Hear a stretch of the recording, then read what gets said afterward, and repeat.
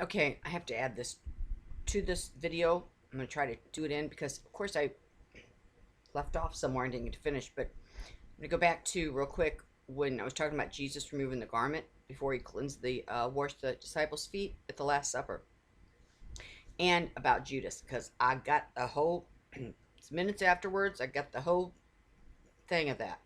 But the reason I was pointing out, he took his garment off.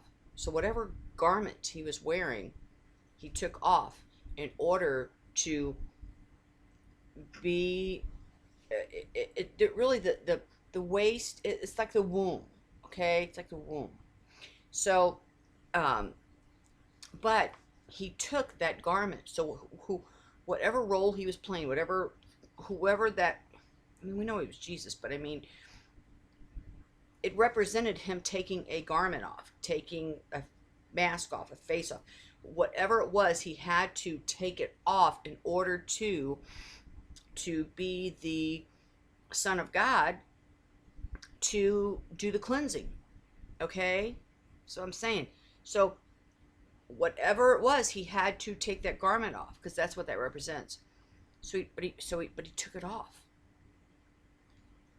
This goes to my point of before, saying something there, it's one or the other or both, and who was nailed to the cross. I mean, and who is being tied down there, who's the wind, because he's the wind that the four brass nails nailed to the cross, and the brass is angels. So, and we know the four, the angels are holding the wind down. Okay, but which one is it? I don't know. That's what I'm saying. So this, him removing his garment, showed he had to remove whatever garment that was. And so, and it took him down to that, linen thing that they wear, but he tied a towel around his waist. See, and he had to, apparently this had to be done so that garment was not upon him when he did the washing of the feet. That was my point. Then when he was done, he put his outer garment back on. It's just not, oh yeah, he took his little robe off and put it back on. No, no, no, no, no, no. So he had to do that in order to cleanse the feet of his army. That's what that means. It just proves that whatever the Lord's showing me is right. It's right there. It's right there. Now, I was wrong though. I was wrong on Judas. After I just walked away, and I'm telling you, okay, because see, it's Peter. Now, I was wrong when I said that when he dipped the bread and gave him his bread, that put Satan in him. Because I was wrong. I'm sorry. But what it did was it gave him the bread of life. I mean, it gave him his bread. He shared his bread. When he had his disciples, and you know that when they drank after him, and when they all drank, if they drank out of the same cup, that means that they are accepting um,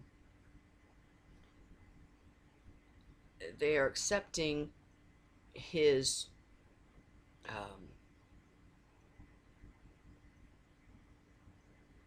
you know same, well, where do I want, it's late, it's what, 12 o'clock. Oh, come on. you know he's drinking his cup, you know um, that they're accepting whatever he's getting, they're going to take, I mean, they're accepting it all. So that's what that drinking of the wine is. Drinking of the blood is, but it's wine, but it's when they drink out of the same cup, they're taking that on too. Of course they are. So, but see, at the beginning, and through the Gospel of John, he knew who Judas was. He knew he had a devil in him. He said he was a devil. Satan and the devil. I mean, Satan. We call him the devil. They were separate. I don't know what the separate is. I don't know, but what he did was the bread was to give him either to take part in his suffering, or it was to give him part of the bread of life. Okay, that's what it was. Part of the bread of life. But still, and still too, Judas. So he must have been, because the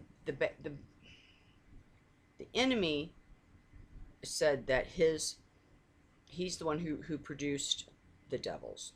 Okay, so he made a distinction there in that. So he was, and Jesus picked him. So he already knew. He already knew who he was. He was the devil. He was a devil. He was from none of the bad ones. Okay, already. And so that's why he brought him in to play a role, to do what needed to be done.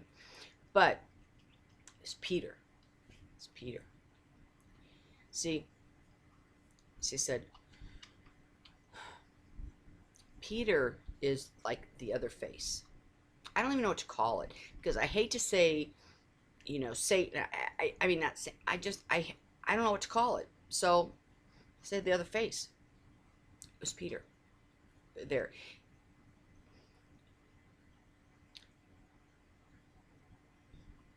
The prophets, they all had the same spirit. It's those first 10, the ones that didn't die. They didn't die yet because they're used, they are placed. It's just because they're all from him. They're all Jesus. They're all Jesus. So it's what they are. Is they're just anyway. And throughout the book of Moses, throughout the Gospel of John, said, and Jesus did this because to fulfill this prophet's word or that prophet's word, because they spoke blah blah blah. See, if the prophets wouldn't spoke that, God fulfilled it for his glory and to make them not liars, but they wouldn't have spoke it, wouldn't have happened, and all the punishment and all that, it wouldn't have happened. But God's prophets spoke it, and I don't necessarily think it was what was supposed to be spoken. I don't understand that part of it, but there's a flaw there. There's a big flaw there. There's a big flaw. So, but Peter, and that's why he said, "You're gonna make my rock." See, and he changed Peter's name. Should know he changed Peter's name. And he said, "You will be my rock." I'm saying that was a good thing, but Peter knew, and Peter knew who he was. Peter knew.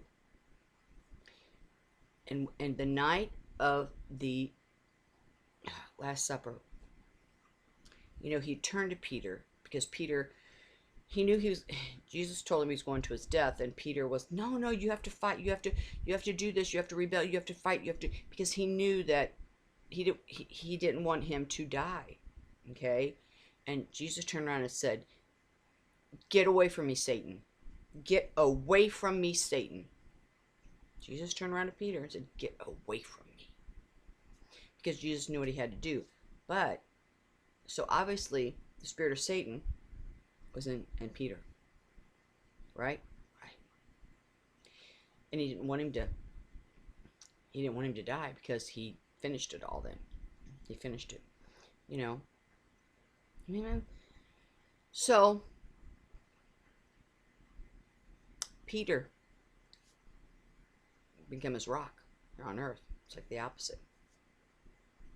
That's why Peter was hung upside down. He was crucified, but he was crucified upside down. It's the opposite. And Peter, he says, you'll deny me 3 times before the cock crows. Okay?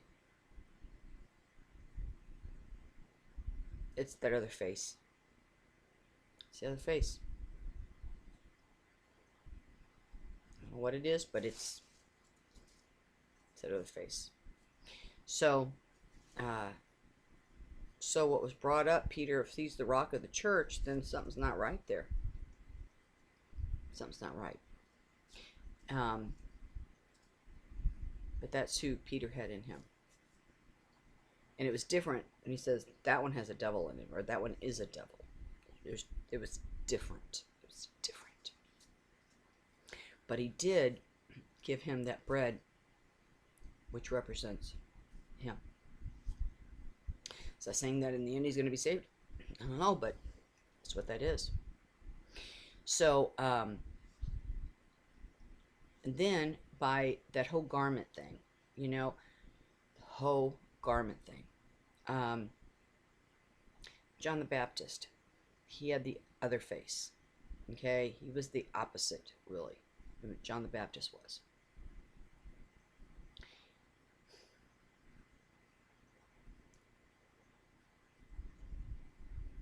I don't know what to say about it, because that's what it is. Okay, so I had to clear that up. What else did I have to clear up?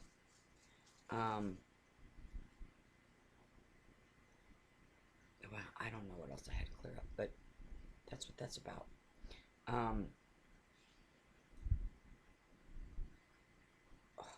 Something else in that.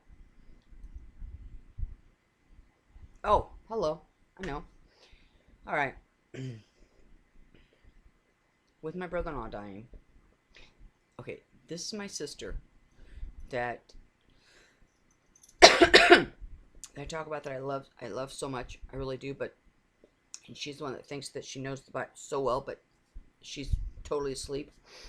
And she won't listen. She won't listen to anybody because she just thinks she knows it all. She doesn't realize my brother-in-law, he was reconciled. He was reconciled to the Lord. The Lord took him to get to her. Okay, to make her see, to make her change, to work on her. She doesn't see that. Of course I see it, but she doesn't see it. And that's why he did. Because truthfully, that was her idol. I mean, they were married like 59 years. I mean, they got married very, very young, but she was that kind, had supper on the table at 5 o'clock every day. If she was out in the afternoon, it was like, oh, gotta go. I'm gonna be home. Gotta go home and get supper. I mean, it was old school all the way. She was a wonderful wife and wonderful mother. And that was her life. She's gonna have a hard time because it's that routine. But really, Ike was everything to her. But in order to get her to see, he had to remove him. But she had said to me that, well, the dead know nothing. Because I said, well, he's, I can't be sad for, I mean, we're heartbroken. Don't get me wrong, we're heartbroken. But I'm like, at the same time, I'm like, but I can't be sad for everybody because I know what they go to, And she said, well, the dead know nothing. The dead know nothing. You know what that means? You know what that is? The spiritually dead. The dead who do not know Christ. They know nothing. They're ignorant. They are sleeping. Okay? They're not dead. I mean, they're the dry bones. They're dead in him. They do not know him. That is what that means. The dead know nothing. That means that they don't know anything. They don't. It's not physically dead. It's not physically dead. It is they don't know him. And those who are not awake are dead. They're sleeping, but they're dead. It's the dry bones. It's the dry bones. And it was that resurrection after Jesus, when he came up, came out of the tomb, and remember, for 40 days and 40 nights he walked, but there was all those dead and that literally rose. See, because he brought them out of bondage. He brought them out of the grave. He released the prison doors. There was your resurrection right there. Right there. This can actually, yeah, can. I'm not saying won't, but this is about dry bones. This is about sleepers, those who sleep, because he is not a God of the dead. He's not a God of the dead. It it's not a physical dead that he. Jesus did that when he had the keys to, Hades. When I say Hades, I don't mean Sheol. I mean the good side. You know what I mean? That's where they all were in the Sheol, because he opened heaven. But that was a resurrection too. This one, I spiritual. So everybody's gonna be waiting for that resurrection too. I don't believe that's it. I don't believe it at all. Could be. I mean, not saying it can't be. But, and so when he takes people, though, it's this form of a rapture, too. It's taking them. I mean, he takes people for a reason. He takes them. And, I mean, it's better be with him than here. And he's taken lots of people. And I know a lot of people are going to disagree with me on this. That's okay. That's okay. But when she said the dead know nothing. And I can't tell her anything because, and we just got over being, in a spat. Not really a spat. I just speak up now for myself. And I know half the things that she believes are totally wrong. And I know that it doesn't matter if I say anything or not, because it's a wall. It is a wall, because she's never going to see. She won't let herself be not right. She just won't let it. So but I love her. I love her so much, so much. So, it's, you just don't talk about it. You just don't talk about it. But the dead know nothing. That doesn't mean the dead know nothing. Those who have died, of course they do. They're there. It's the spiritually dead know nothing, and that's what that is. It's all things like that through the Bible. We just didn't know it. We just didn't know it. All right. Who else? Oh, hello. John. John. When Jesus was walking and he said, "What's it to you?" And he was talking about John being alive, when he came back. And he had said to one of the disciples, "Well, what's it to you if I keep him alive, or if he's alive until I come back?" You know why that was in there? Okay, because it's the same spirit. It's the spirit that was in John is still alive. Okay, it goes back to those ones that came out of the tent. It's the same spirit. It will still be alive, and whoever it is still alive. That's why. Okay, so John, his body, but his spirit, whatever spirit, the spirit's alive. Okay, and was it the Lord? See, they're all from him. I know it's hard to understand, but it is, and that's why that statement was in there. That's why, because he will be. That spirit will be alive. Okay, that's what I had to clear up. See you soon.